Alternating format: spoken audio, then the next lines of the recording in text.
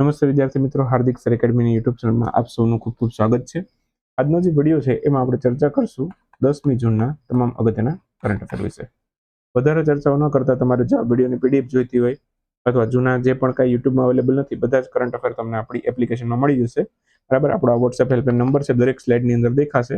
બરાબર, તમે એમાં મેસેજ કરી શકો છો. વોટ્સએપમાં લિંક મળી જશે, વિડીયોના ડિસ્ક્રિપ્શનમાં છે અને પ્લે સ્ટોરમાં પણ ડાયરેક્ટલી વ્યવસ્થિત સ્પેલિંગ લખશો હાર્દિક સર એકેડમી ત્યાં લખ્યું છે એ પ્રમાણે તો પણ તમને પ્લે સ્ટોરમાં પણ મળી જશે આપણી એપ્લિકેશન.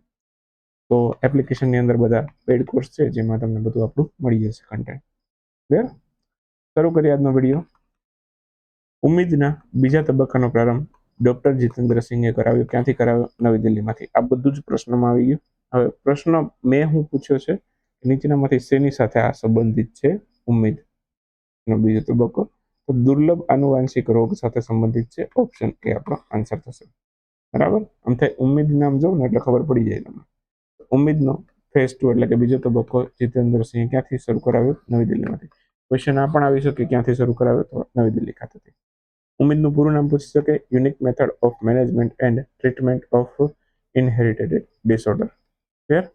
કાર્યક્રમની શરૂઆત આપણા ડીબીટી કરાવી. બરાબર, અહીંયા ડીબીટીનો અર્થ ડાયરેક્ટ બેનિફિશિયરી ટ્રાન્સફર નથી. ડીબીટીનો અર્થ થાય છે ડિપાર્ટમેન્ટ ઓફ બાયોટેકનોલોજી. બરાબર, એમના દ્વારા આ કાર્યક્રમની શરૂઆત ક્યારે કરવામાં આવી હતી? 2019. ક્વેશ્ચન એમ બી પૂછે કે હાલમાં ચર્ચામાં રહેલ ઉમ્મીદ પ્રોગ્રામ, બરાબર, એની શરૂઆત ક્યારે થઈ હતી? તો કે 2019માં. તેના માટે છે તો કે આનુવાંશિક રોગો પ્રત્યે જાગૃતિ ફેલાવવા માટે, નવજાત શિશુ છે એમાં વહેલું નિદાન થાય એ માટે. આવા થોડાક આનુવાંશિક રોગોના નામ લઈ લઈએ આપણે, જેમ કે ડાઉન સિન્ડ્રોમ સૌથી પહેલા. બરાબર, જ્યારે મારા ઘરના પ્રેગ્નેન્ટ હતા ત્યારે અમને ડૉક્ટરે ખાસ કીધું હતું કે 35 યરથી ઉપર હોય, બરાબર, 35 યરથી વધારે એજ હોય એટલે ડાઉન સિન્ડ્રોમનો એક રિપોર્ટ કરાવવો પડે. બરાબર, મારા વાઈફની એજ 35થી વધારે હતી તો દેટ્સ વાય આ કરાવવો પડ્યો હતો અમારે. બરાબર, આની કોસ્ટ કેટલી હોય ડાઉન સિન્ડ્રોમના રિપોર્ટની? મિનિમમ 10,000. 10,000થી તો ચાલુ થાય, પછી જેવો રિપોર્ટ, બરાબર, અને જેવી લેબોરેટરી, મિનિમમ 10,000થી તો આ રિપોર્ટ ચાલુ થતા હોય છે આવા બધા. ડાઉન સિન્ડ્રોમ છે, બરાબર, એ 21માં રંગસૂત્ર એટલે કે વધારાની નકલ હોય એના લીધે થતું હોય.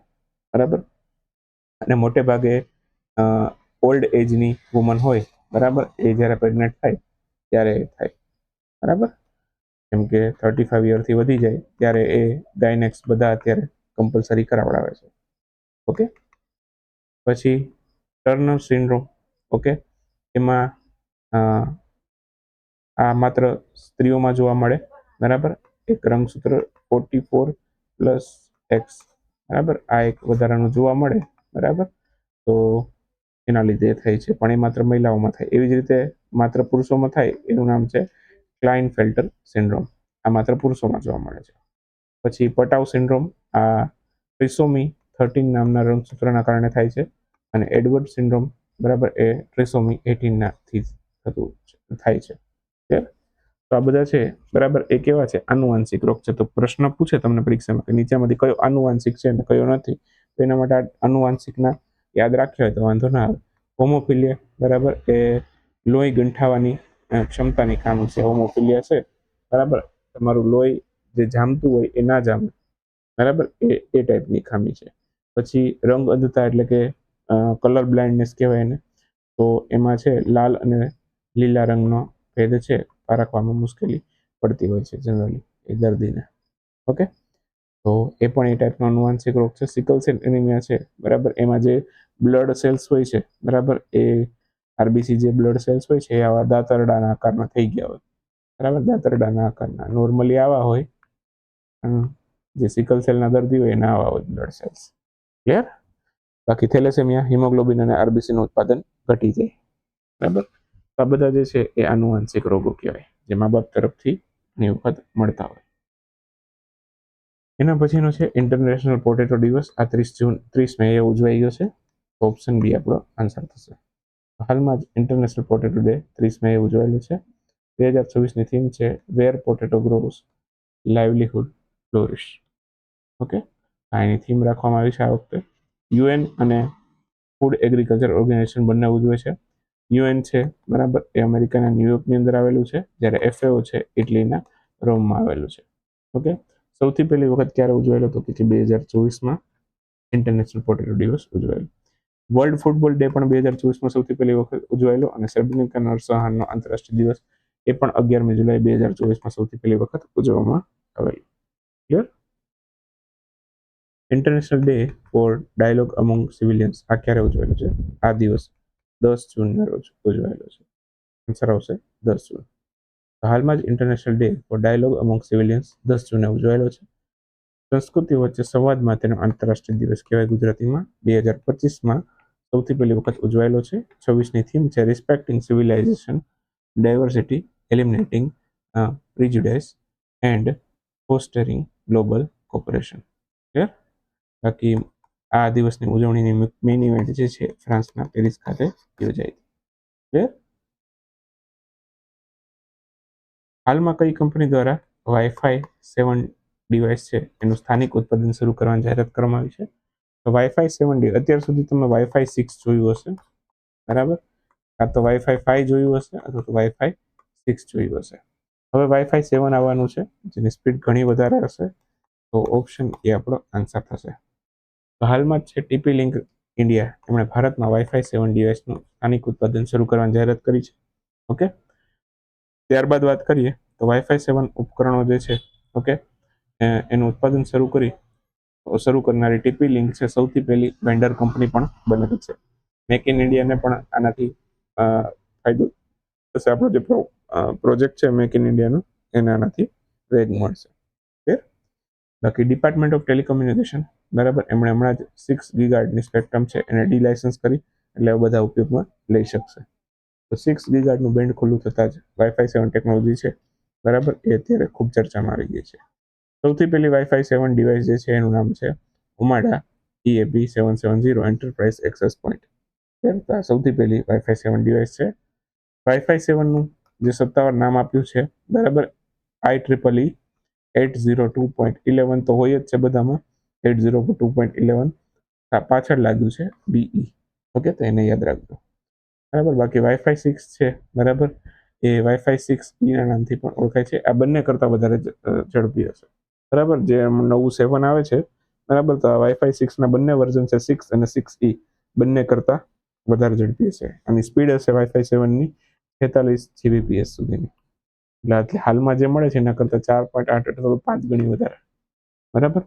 બાકી ભારતમાં આ બધું ટેલિકોમનું કાર્યનું દેખરેખ રાખતી સંસ્થાનું નામ છે telecom regulatory authority of India. Okay, try કહેવાય છે એને આપણે, અને આની સ્થાપના 1997માં થયેલી. હાલમાં Jawaharlal Nehru centre for advance scientific research જે બેંગ્લોરમાં આવ્યું છે, એમણે કયા નામથી એક પ્રોટીન ઇમેજિંગ પ્લેટફોર્મ વિકસાવ્યું છે? તો પ્રોટીન ઇમેજિંગ પ્લેટફોર્મ છે, બરાબર, વિકસાવ્યું છે, એનું નામ રાખ્યું છે ક્લિયર. ઓકે, તો Jawaharlal Nehru centre for advance scientific research બનાવ્યું છે.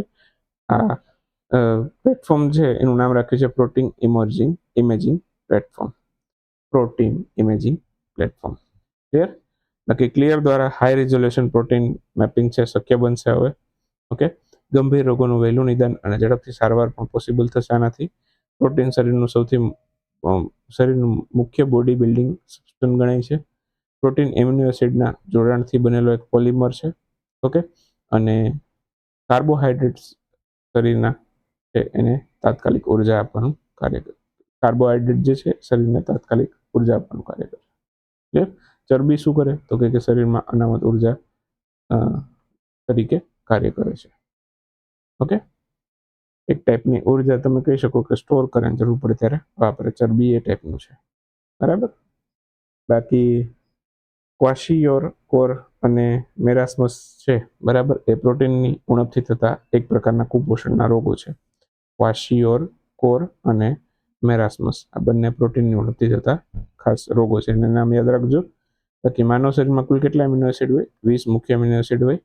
ઓકે, એને પણ યાદ રાખજો. બાકી ભારતીય સેના એમણે ક્યુ ફોર્સ અને કોટિલિયા પ્રોજેક્ટ શરૂ કર્યા હતા, બરાબર. અને આવા જ બીજા અભિયાન કહું તો કુપોષણ માટે પોષણ અભિયાન ચાલે છે, નેશનલ ન્યુટ્રિશન મિશન. આ બધું યાદ રાખજો. એના પછી ભારતીય વૈજ્ઞાનિક રોનાલ્ડો લેશરામ એમણે લોકટક પ્રોટોક્લસ્ટર એની શોધ કરી છે એ ભારતના કયા રાજ્યના છે? તો આ મણિપુરના વૈજ્ઞાનિક છે. મણિપુરના વૈજ્ઞાનિક જે નોર્થ ઇસ્ટમાં રહે છે એણે મહત્વની શોધ કરી છે. શું શોધ કરી છે? તો એમણે લોકટક પ્રોટોક્લસ્ટર છે, બરાબર, એની શોધ કરી છે. આ લોકટક પ્રોટોક્લસ્ટર છે એવું માનવામાં આવે છે આ ક્લસ્ટર 13.6 અબજ વર્ષ જૂનું છે. કેટલું? 13.6 અબજ વર્ષ જૂનું છે એવું માનવામાં આવ્યું છે. તેની મદદથી આ શોધ કરી એમણે. એક તો સબારુ ટેલિસ્કોપ છે એની મદદથી અને જેમ્સ વેબ સ્પેસ ટેલિસ્કોપ છે, બંનેની મદદથી એમણે આની શોધ કરી, જેનું નામ રાખ્યું એમણે લોકટક પ્રોટોક્લસ્ટર. બરાબર. લોકટક શું કામ યાદ રાખ્યું? લોકટક જ શું કામ રાખ્યું? તો મણિપુરમાં પ્રસિદ્ધ સરોવર છે લોકટક સરોવર. આ ઉત્તર ભારતનું સૌથી મોટું મીઠા પાણીનું કુદરતી સરોવર છે. લોકટક ઝીલ પણ કયો, લોકટક સરોવર પણ કહી શકો તમે, મણિપુરની અંદર આવેલું છે. ક્લિયર? એટલા માટે અગત્યનું થઈ જાય છે. અને અહીંયા વિશ્વનો એકમાત્ર તરતો રાષ્ટ્રીય ઉદ્યાન છે કેબુલ લામજાવ નેશનલ પાર્ક, એને પણ યાદ રાખવા જેવું છે. સંગાઈ હિરણ એ આ કુદરતી નિવાસ સ્થાન માનવામાં આવે છે લોકટક સરોવરને એનું. રામસર સાઇટ છે, લોકટક ક્યારે બન્યું હતું? રામસર સાઇટ તો કે 1990માં. અને ભારતમાં લોકટક સરોવર એવું છે કે જે ભારતની બે એવી મોન્ટ્રેક્સ રેકોર્ડની અંદર હોય એવી સાઇટમાંથી એક છે. મોન્ટ્રેક્સ રેકોર્ડ છે એવી રામસર સાઇટને મળે છે કે જે આમ કંઈક ખૂબ જોખમમાં હોય. એવી બેમાંથી આ એક છે, બરાબર. એક તો આ વાત થઈ હમણાં લોકટકની, અને બીજું છે કેવલાદેવ રાષ્ટ્રીય ઉદ્યાન, બરાબર. તો જ્યારે વેટલેન્ડ સુકાય નહીં, બરાબર, એ જ રામસર સાઇટનો મુખ્ય હેતુ હોય છે. એના સંરક્ષણ પ્રત્યે જાગૃતતા ફેલાવવા માટે થઈને એ લોકો પછી આ વેટલેન્ડ છે, બરાબર, એને રામસર સાઇટનો દરજ્જો આપે છે. એના હેઠળ પછી સંરક્ષણ કરવાના કાર્ય પણ થતા હોય છે. લક્ષ્મી નાયર વુમન ઇન્ટરનેશનલ માસ્ટરનું ટાઇટલ જીત્યું છે. આ ટુર્નામેન્ટ ક્યાં થઈ હતી? આ ટુર્નામેન્ટ થઈ હતી સ્લોવેનિયાની અંદર. ઓપ્શન સી આપણો આન્સર થશે. લક્ષ્મી નાયર હમણાં જ સ્લોવેનિયાની અંદર યોજાયેલી વુમન ઇન્ટરનેશનલ માસ્ટરનું ટાઇટલ જીતી ગયા છે. કર્ણાટકના બેંગ્લોરના વતની છે. ઓકે. પછી બીજી વાત કરીએ તો કોમનવેલ્થ ચેસ ચેમ્પિયનશિપ થઈ હતી, બરાબર. એમાં ઇન્ડિયન વિનર સેલ્વમ એમણે આ શ્રીલંકાની અંદર કોમનવેલ્થ ચેસ ચેમ્પિયનશિપ થઈ એમાં ગોલ્ડ જીત્યો હતો. તો ચેસની અંદર મુખ્યત્વે જે ટાઇટલ આપવામાં આવે, બરાબર, એક ઇન્ટરનેશનલ માસ્ટરનું ટાઇટલ હોય, એક ગ્રાન્ડ માસ્ટરનું હોય. ગ્રાન્ડ માસ્ટર સૌથી સર્વોચ્ચ ટાઇટલ છે, એક હોય વુમન ગ્રાન્ડ માસ્ટર, બરાબર. તો આનો સ્કોર ઓછો હોય, આનો ઓછો, સૌથી વધારે 2500નો સ્કોર હાસિલ કરે ત્યારે એને ગ્રાન્ડ માસ્ટરનું ટાઇટલ મળે, બરાબર. તો સૌથી પહેલા વુમન ગ્રાન્ડ માસ્ટર છે, બરાબર, એ વિજયાલક્ષ્મી છે, એમને યાદ રાખજો. બાકી સૌથી ઇન્ટરનેશનલ લેવલની સંસ્થાને યાદ રાખી લો, વૈશ્વિક સંસ્થા ફિડે, ઇન્ટરનેશનલ ચેસ ફેડરેશન કહેવાય. 1924માં સ્થાપના થઈ, હેડક્વાર્ટર સ્વિટ્ઝરલેન્ડના લોઝેનમાં છે. સૌથી પહેલા ગ્રાન્ડ માસ્ટર ભારતના 1988માં વિશ્વનાથ આનંદ બન્યા હતા, બરાબર. હાલ ફિડેના ડેપ્યુટી પ્રેસિડેન્ટ પણ છે. બાકી એસ વિજયાલક્ષ્મી સૌથી પહેલા મહિલા ગ્રાન્ડ માસ્ટર. વુમન ગ્રાન્ડ માસ્ટરનું ટાઇટલ અલગ છે, અને ખાલી ગ્રાન્ડ માસ્ટર હોય એવી સૌથી પહેલી મહિલા, ઓકે, એનું નામ છે કોનેરુ હમ્પી, બરાબર. એમને પણ યાદ રાખી લેજો. બાકી આર વૈશાલી, આર પ્રજ્ઞાનતા બંને ભાઈ બહેન ગ્રાન્ડ માસ્ટરની જોડી છે, એમને યાદ રાખવું હોય તો યાદ રાખો. વિશ્વનાથ આનંદને સૌથી પહેલો જે ખેલરત્ન એવોર્ડ છે એ પણ મળેલો છે. મેજર ધ્યાનચંદ ખેલરત્ન એવોર્ડ પણ કહી શકો એને. અને રાજીવ ગાંધી ખેલરત્નના નામથી ઓળખાતો જ્યારે મળ્યો ત્યારે. ઓકે, બસ. બાકી કોનેરુ હમ્પી 15 વર્ષની ઉંમરે ગ્રાન્ડ માસ્ટર મળ્યા 2002માં, બરાબર. તો સૌથી પહેલી મહિલા છે કે જે ગ્રાન્ડ માસ્ટર બની હતી એ સમયે. ચલો ફટાફટ એક વખતના ક્વેશ્ચનો પૂરા કરીએ. કઈ બેંક દ્વારા secured business credit card launch કરવામાં આવ્યું છે? તો આ આઈડીએફસી ફર્સ્ટ બેંકે કર્યું છે.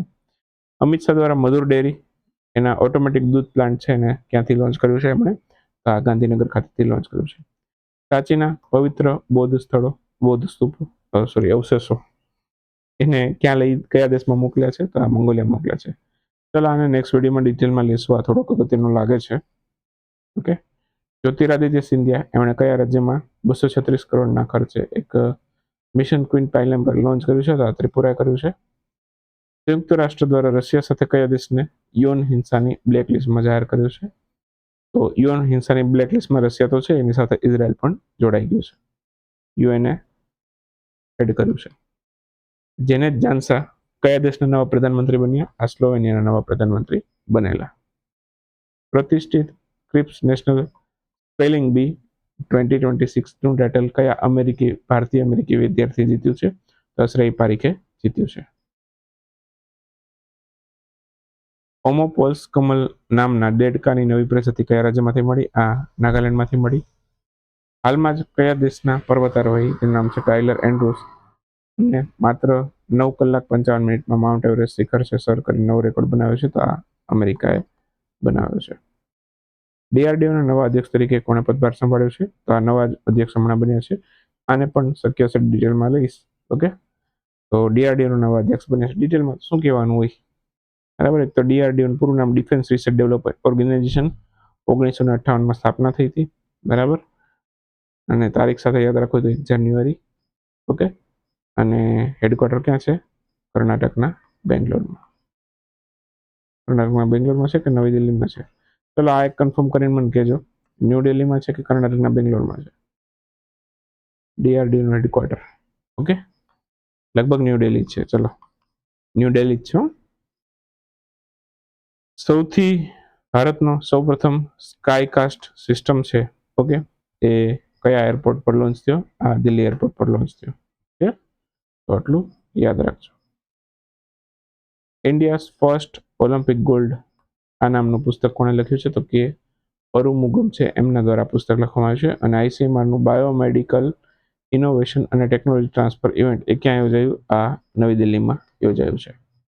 બસ તો આ સાથે 10 જૂનના વિડીયોને સમાપ્ત કરીએ. મળશું 11મી જૂનના વિડીયોમાં.